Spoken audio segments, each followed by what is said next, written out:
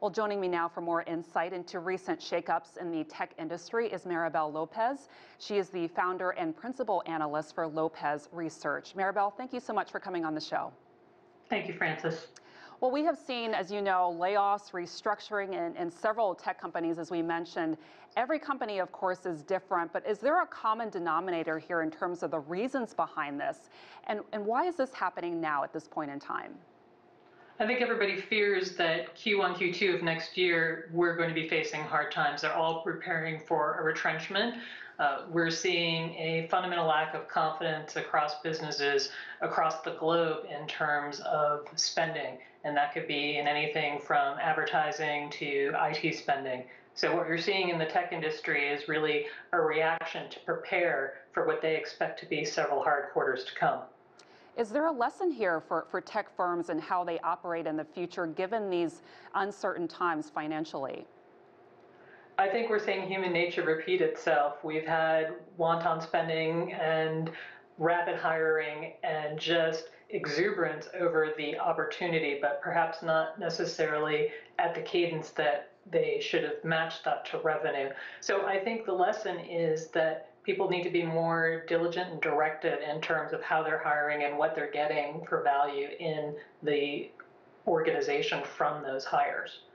I want to talk about the thousands of workers that have been affected by these changes. It's just a massive amount. What is the scope of those being impacted, and where are they once they're laid off, or where are they turning to get new jobs? They're turning everywhere. We're seeing them in social media, turning to LinkedIn. They're in WhatsApp groups.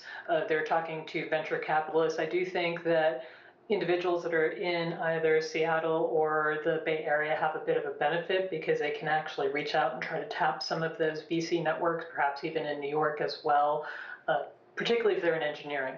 There's been a shortage of engineers across the globe, particularly in Silicon Valley, so we're seeing a lot of activity in that area, particularly with the H-1B visas trying to find new jobs, given that they only have, say, 60-odd days from when they're officially terminated to find another job.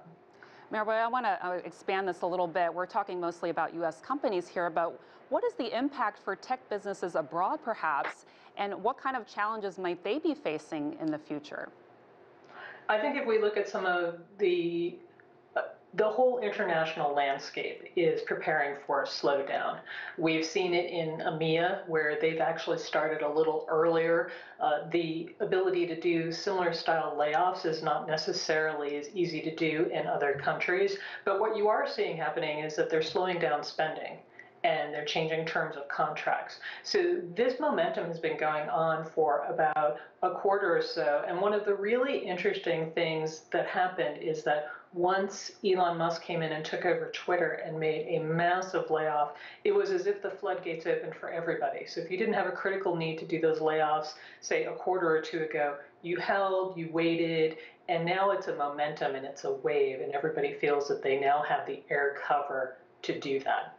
We've talked a lot about the negative aspects in the tech industry and what's been happening, but are there any positive points to make? I mean, are certain companies in the tech industry doing better than others, and what is their strategy? What is making them successful? So some of what we're seeing is there is some shifting. One of the things that happened is that there were certain organizations that could not attract talent, and now they might have a better option for attracting talent because there's more availability of people.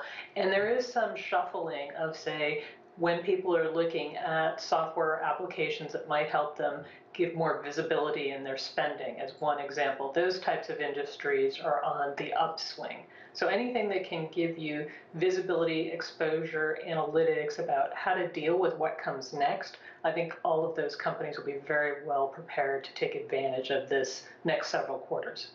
As a research analyst and expert in this business, what are you going to be looking for in the next year or so in terms of trends? What do you expect?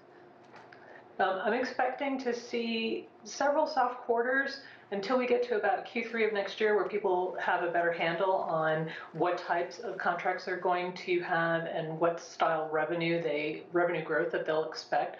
From that point onward, we're expecting to see some real deep interest in the next wave of digital transformation, which is really around analytics, artificial intelligence, finding new ways to react to things faster. We're seeing a lot going on in edge computing, basically not just connecting everything, but collecting the information and basically doing business smarter and differently than we have in the past. Maribel Lopez with Lopez Research, thank you so much for breaking it all down for us. Thank you.